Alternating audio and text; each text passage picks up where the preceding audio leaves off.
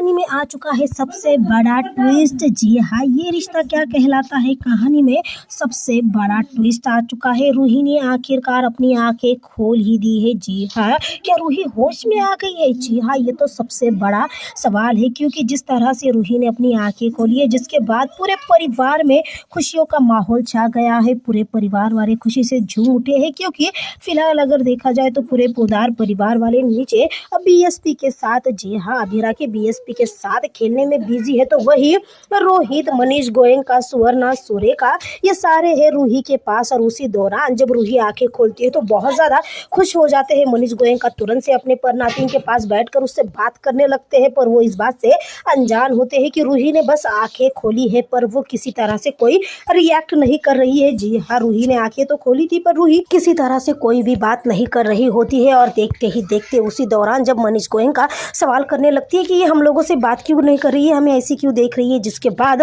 तुरंत से रूही की सांसें तेज चलने लगती है, क्योंकि उसे सांस लेने में दिक्कत होने लगती है। ओ माय गॉड, इस तरह से देखकर मनीष गोयनका काफ़ी ज़्यादा घबरा जाते हैं। तो वही हम नीचे देख सकते हैं कि किस तरह से बच्चों में झगड़े चल रहे हैं बीएसपी को लेने के लिए। जी हाँ, वैसे तो छोटू बीएसपी होता है मनोज के पास, जी हाँ, माधव पोदार के पास होता है छोटू बीएसपी, जिसके बाद कोरस गैंग आकर मांगते हैं उससे, जिसके बाद वो तुरंत से दे देते। पहले तो मना कर देते हैं, बाद में कियारा के पास दे देते हैं अभिरा के बेबी को, जिसके बाद कियारा के पास जाते हैं। बेबी तुरंत से रोने लगता है और कियारा के पास से चारू ले लेती है बेबी को, जिसके बाद आर्यन अपनी बिल्कुल छोटी सी यानी नादानी वाली हरकत करते हुए कियारा से कहता है कि आप ना इससे दूर ही रहो, वैसे भी आप नहाई नहीं हो और इसी वजह से बेबी रोने लगा है। जिसके बाद अभिरा समझाते हुए कहने लगती है कि भाई कुछ नहीं हुआ है। जी हाँ, ना तो कियारा उससे कम प्यार करती है और ना ही वो नहाई नहीं है, ऐसा कुछ नहीं है, उसने नहाया भी है और वो छोटू बीएसपी से बहुत ज़्यादा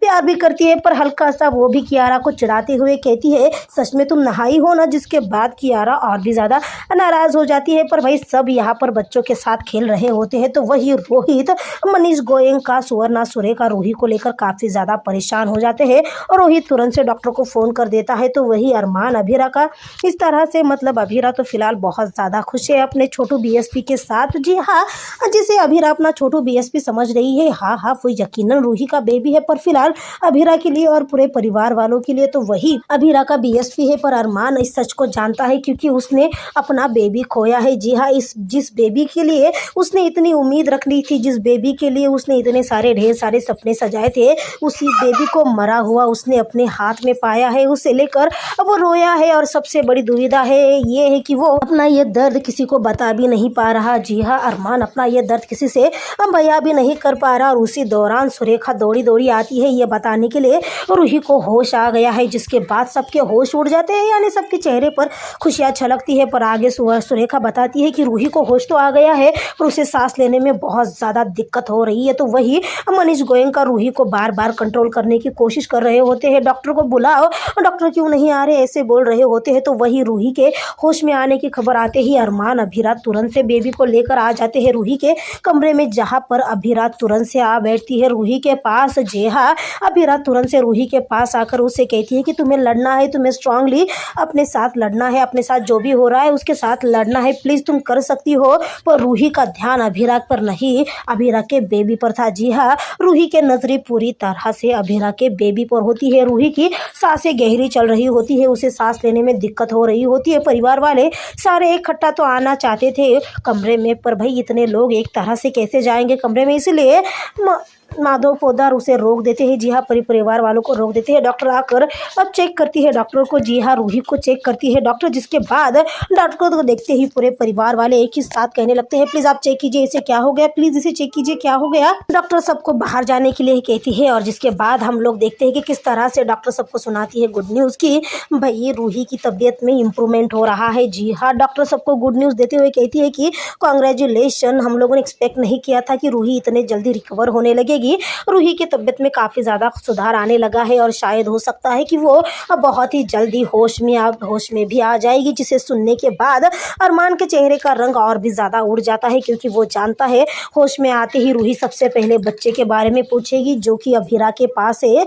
जी हाँ, यानी अरमान बहुत बड़ी दुविधा में फंस चुका है कि आखिरकार वो करे तो क्या करे, क्योंकि अगर रूही कोमा से जागती है तो सबसे पहले वो अपने बच्चे के बारे में पूछेगी और बच्चे की मौत की खबर जब उसे मिलेगी तब शायद वो बहुत ज़्यादा रोएगी। तो वही अगर उन्होंने रूही को बता दिया कि अभीरा के पास जो बेबी है वो अभीरा का ना होकर रूही का है, तो शायद अभीरा इस ट्रॉमा को बर्दाश्त ना कर पाएगी, इस सदमे को बर्दाश्त नहीं कर पाएगी। तो वही मनीष गोयनका तुरंत से अपने परपोते को यानी छोटू बीएसपी को ले लेते हैं अपने हाथ में, ये कहते हुए कि ये सब कुछ तो इन महाराज की कृपा से हो रहा है। जी हाँ, छोटू बीएसपी की वजह से हो रहा है, उसी का पैर गुण है जिसकी वजह से उसकी माँ से जल्दी जल्दी ठीक हो रही है। और उसी दौरान रोहित अपने जेब में से छोटा सा गिफ्ट निकाल कर देता है छोटू बीएसपी को, जिसके बाद मनीष गोयनका उसे देने के लिए यानी बीएसपी को उनके हाथ में यानी रोहित के हाथ में देने के लिए आगे करते हैं और रोहित ने हाथ आगे बढ़ाया भी था, पर उसी दौरान बीएसपी कर देता है सूसू। जी हाँ, जिसके बाद मनीष गोयनका कहते हैं कि भाई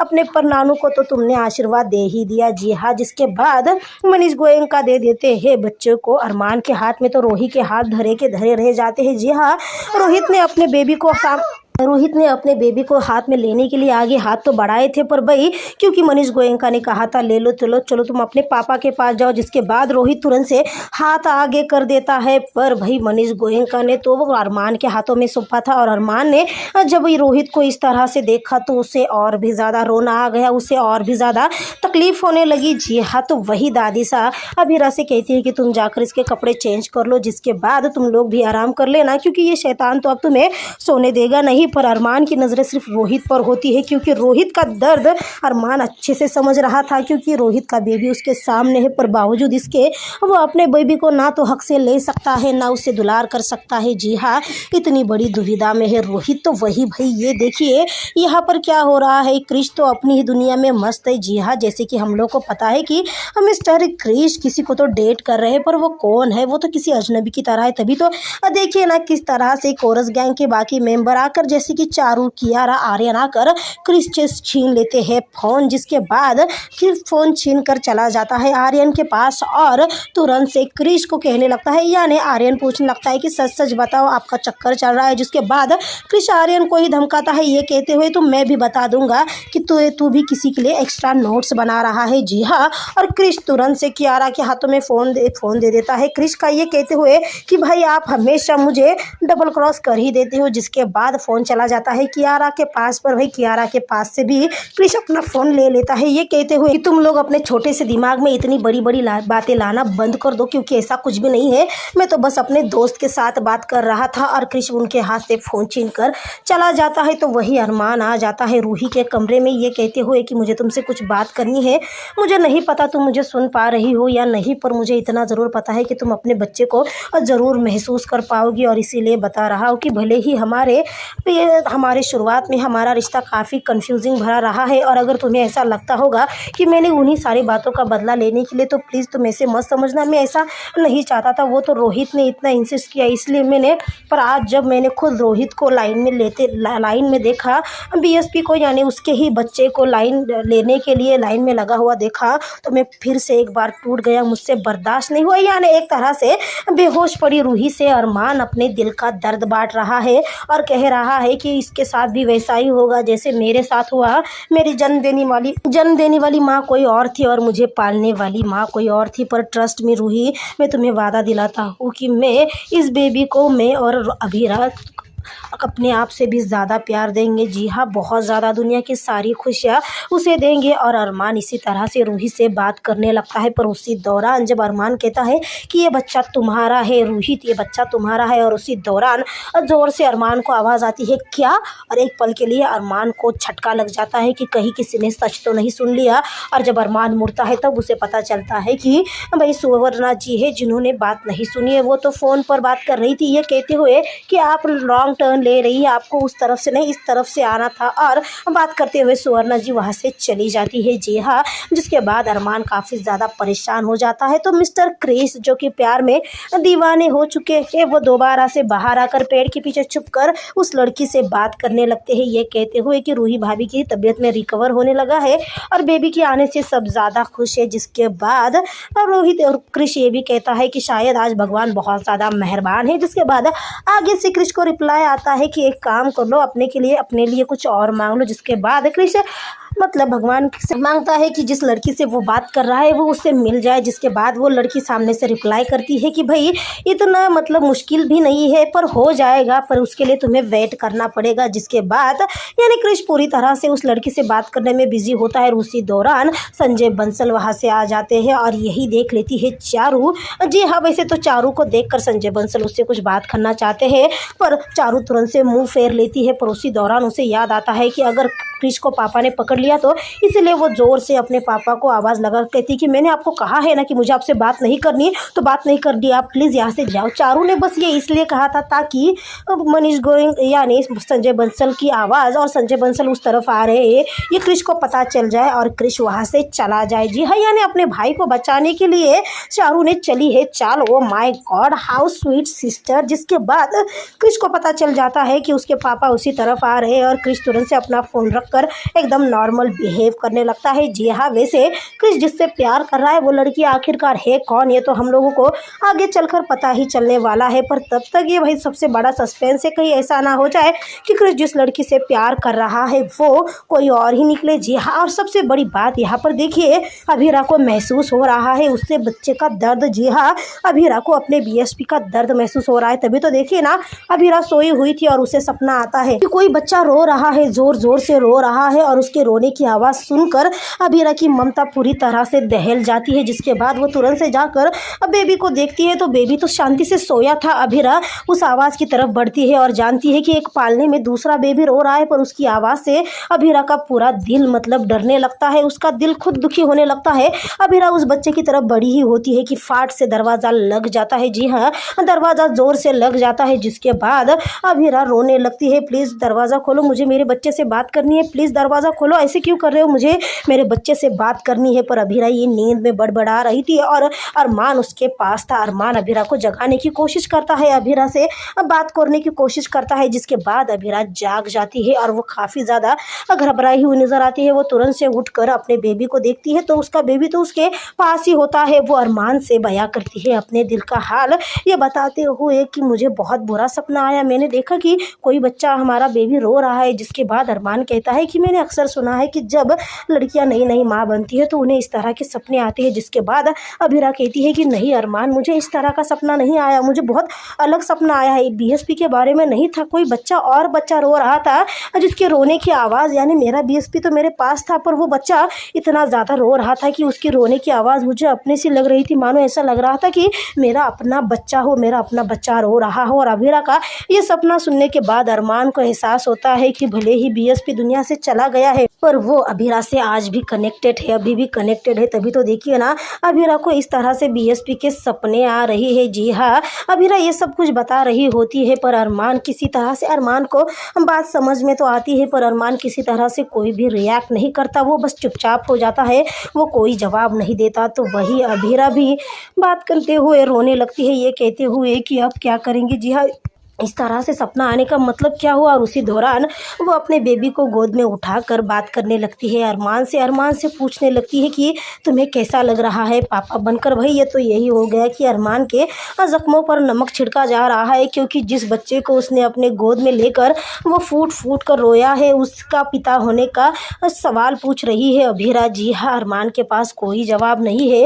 अरमान कहता है कि आई नो, मुझे पता है कि मुझे पूरे शहर भर में मिठाइयाँ बांटनी चाहिए, पर आई डोंट नो मुझे क्या हो गया है, मुझे समझ में नहीं आ रहा है कि मैं क्या करूं। जी हाँ, और उसी दौरान यानी अरमान अभीरा काफ़ी ज़्यादा इमोशनल होकर बातें करने लगते हैं, अभीरा रोने लगती है और अरमान के तो आंसू ही नहीं रुक रहे। भाई यकीनन अरमान के लिए तो बहुत ज़्यादा बड़ा दर्द है। जी हाँ, और उसी दौरान बेबी जाग जाता है। जिसके बाद अभीरा कहती है कि देखो अब हमारा बेबी हमें रोने भी नहीं दे रहा, कितना प्यारा कितना क्यूट है। जी हाँ, इस तरह से अभीरा अरमान से बात करने लगती है पर अरमान के चेहरे की तकलीफ़ वो भाप लेती है कि आखिरकार अरमान को हुआ क्या है, क्योंकि अरमान जब से आया है हॉस्पिटल से, हालांकि उसका बेबी उसके पास है, पर फिर भी अरमान काफ़ी ज़्यादा उखड़ा उखड़ा है, खोया खोया है। पर भाई अभीरा पूछे तो कैसे पूछे, क्योंकि अभीरा ने अरमान से कहा है कि आई एम सॉरी, पर अब मुझे लग रहा है कि असली मायने में मुझे समझ में आया है कि मुझे प्यार हुआ है। जी हाँ, वो भी बेबी से हुआ है, क्योंकि मुझे आज जाकर मतलब पता चला है कि प्यार होता क्या है, क्योंकि मैं सर से पैर तक मेरा पूरा बॉडी बेंड होता है। जी हाँ, अभीरा ने अरमान से कहती है कि अबीरा कहती है अरमान से कि सर के बाल से लेकर पैर के नाखून तक उससे दर्द होता है, ऐसे लगता है वो बहुत थक चुकी है। पर जैसे ही वो अपने बच्चे को देखती है उसकी पूरी थकान गायब हो जाती है। उसे ऐसे लगता है कि मानो वो दुनिया की सबसे खुशकिस्मत लड़की है, मानो उसकी दुनिया की सारी खुशियाँ मिल गई हो, पूरा होल वर्ल्ड उसकी खुशियों में लग गया है। ऐसे इस तरह से अबीरा अपने दिल का हाल अरमान से बयां करने लगती है। पर अरमान तो अपने दुख में है, अपने तकलीफ़ में है, और सबसे बड़ी बात यह है कि अरमान अपना दर्द, अपनी तकलीफ बयां भी नहीं कर पा रहा। और उसी दौरान हड़बड़ाहट में अरमान से सामान गिर जाता है और एक पल के लिए अबीरा को लगता है कि मानो उसके बेबी को ही लग गया हो। वो तुरंत से अरमान को कहती है कि अरमान संभल के ज़रा, तुम्हारा ध्यान कहाँ है आजकल। जी हाँ, वो अरमान को बोलने लगती है। और अरमान को अबीरा की सारी बातें सुनने के बाद, यानी सबसे बड़ा सवाल कि अबीरा ने जब अरमान से पूछा था कि अरमान को पापा बन के कैसे लग रहा है, तब अरमान को वो सीन याद आता है जब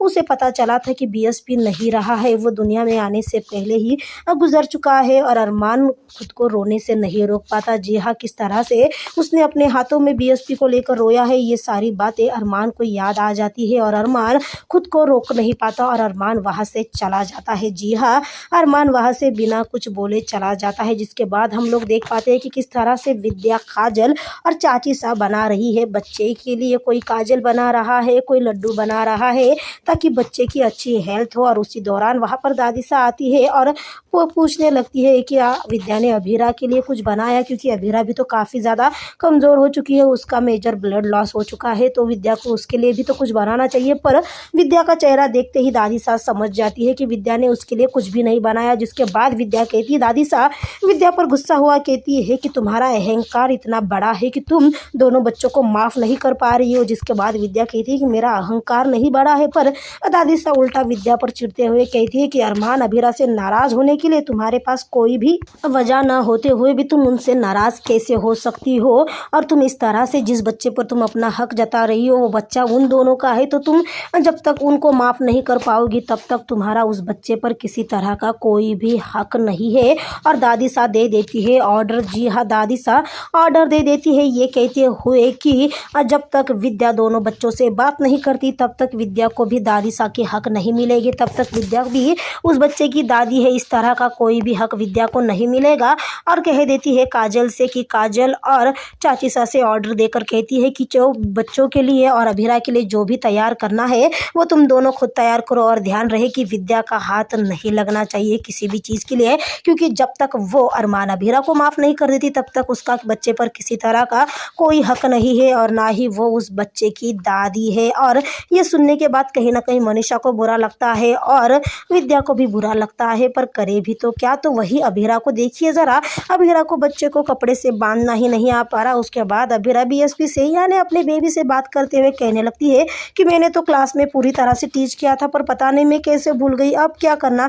फिर से अभीरा इंटरनेट पे लगा लेती है वीडियो और बच्चों को किस तरह से कपड़े में लपेटा जाए ये देखने लगती है। पर भाई अभीरा तो खुद इतनी ज़्यादा कमज़ोर है, इसलिए उससे हो ही नहीं पा रहा था। उसी दौरान विद्या दरवाजे पर खड़ी होती है और वो ये सब कुछ देख रही होती है। उसका मन करता है वो जाए वहाँ पर अभीरा की मदद करे, पर उसका गुस्सा उसे नहीं करने दे रहा होता है। तभी दादी सा उसे आवाज़ देती है, या दादी सा अभीरा को आवाज़ लगाकर कहती है कि रुको लड़की। जिसके बाद अभीरा कहती है कि मैं कितनी बुरी माँ हूँ कि मुझे बच्चों को थोड़ी तरह से संभालना भी नहीं आता। जिसके बाद चाची सा भी वहीं पे होती है और दादी सा चाची सा से कहती है कि जाओ तुम अभीरा की मदद कर दो, और चाची सा बच्चे का कपड़ा लगाने लगती है। जिसके बाद अभीरा से दादी सा जवाब देती है, या रिया ने चाची सा जवाब देती है कि कोई भी माँ बनते ही सब कुछ नहीं सीख जाता, सब कुछ सबक से आता है, सब कुछ अनुभव से आता है। जिसके बाद दादी सा को चाची सा की बात सुनने के बाद काफ़ी ज़्यादा हैरत होती है। तभी तो दादी सा कहती है वाह मनीषा। जिसके बाद चाची सा नहीं समझ पाती कि दादी सा को काफ़ी ज़्यादा हैरत हुई है अबीरा की, नहीं चाची सा की बात सुनने के बाद। जिसके बाद दादी सा विद्या को ताना दे ही देती है, ये कहती हुई कि माँ बनना यकीनन काफ़ी बड़ी बात है, पर कुछ कुछ बातें ऐसी होती है कि कुछ माँओं को अपनी माँ ममता समझने में काफ़ी देर लग जाती है, जो कि काफ़ी ज़्यादा गलत बात है। यकीनन दादी सा ने ये जो ताना है ये विद्या के लिए मारा है, पर विद्या इसे समझ भी चुकी है और यही हो जाता है ख़त्म एपिसोड। जी हाँ, आज का एपिसोड सच में काफ़ी ज़्यादा धमाकेदार रह चुका है और सबसे बड़ी बात तो ये होने वाली है कि आगे चलकर क्या होगा जब रूही को होश आएगा। जी हाँ, जब रूही को होश आएगा तब क्या होगा, क्योंकि जब रूही को होश आने वाला है तब रूही पागल होने वाली है बच्चे के लिए। और कहीं ऐसा ना हो कि रूही का रोना धोना देखकर अरमान अपने मुंह से सच निकाल दे। जी हाँ, अरमान के मुंह से कहीं सच निकल गया तो क्या होगा, क्योंकि एक नया तूफान दस्तक दे देगा अरमान अबीरा के ज़िंदगी में। जी हाँ, अरमान अबीरा की ज़िंदगी में एक नया तूफान दस्तक देगा और आज नहीं तो कल रूही को इस सच्चाई का पता चलने ही वाला है कि रूही